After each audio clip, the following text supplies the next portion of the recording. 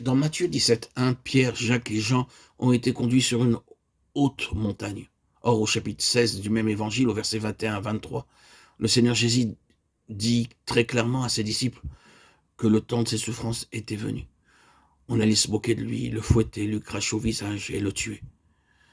Mais eux ne pouvaient pas comprendre ces choses. Ils se disaient entre eux, oh, pourquoi notre Seigneur doit-il souffrir ainsi, lui qui a tant d'autorité et de puissance? Animé d'un zèle charnel, Pierre reprit le Seigneur Jésus dans Matthieu 16, 22. À Dieu ne plaise, Seigneur, cela ne t'arrivera pas. Pierre prononça ces paroles avec beaucoup de respect et d'amour, mais il ignorait qu'il était à ce moment-là un instrument entre les mains de l'ennemi. Pierre était entraîné par un zèle humain. Il croyait témoigner son amour en cherchant à éviter la crucifixion, Seigneur Jésus, mais il ne se rendait pas compte qu'il était le jouet du diable. Le Seigneur fut donc contraint de lui dire « Arrière de moi, Satan ». Il se peut que nous agissions quelquefois de la même façon, que nous intervenions avec un zèle humain dans l'œuvre de Dieu. Par exemple, dans Acte 21, quand Paul se trouvait en route pour aller à Jérusalem, Agabus prophétisa que Paul serait lié, au verset 10 à 14. Lorsque ses compagnons entendirent ces paroles, ils se mirent à pleurer et dirent qu'ils ne lui permettront pas de se rendre à Jérusalem. Mais Paul connaissait la volonté de Dieu, et il dit « Que faites-vous en pleurant et en me brisant le cœur ?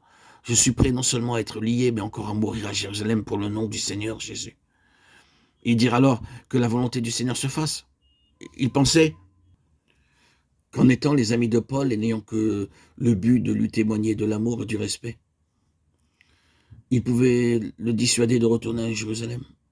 À leur insu, ils contrecarraient le plan de Dieu, car ils ne savaient pas que le Seigneur avait dit à l'apôtre Paul de se rendre à Jérusalem.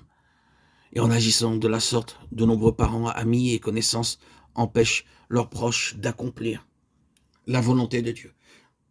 Ils sont entraînés par leur propre zèle et leur affection humaine et empêchent ainsi leurs enfants ou leur être cher d'obéir à Dieu. Il nous est dit que 6 jours après avoir parlé à ses disciples, Jésus prit Pierre, Jacques et Jean avec lui et les conduisit sur une haute montagne. Le Seigneur savait qu'ils ne pourraient pas comprendre ces choses dans la plaine. C'est la raison pour laquelle ils durent gravir cette haute montagne.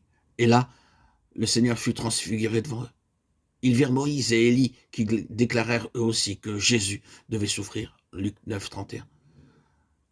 C'est sur la haute montagne que notre grand salut nous est pleinement révélé. Ainsi, le prophète Ésaïe dit au chapitre 58, verset 14, « Je te ferai monter sur les hauteurs du pays. » Il faudra monter sur le sommet de la montagne pour découvrir la signification de cette déclaration.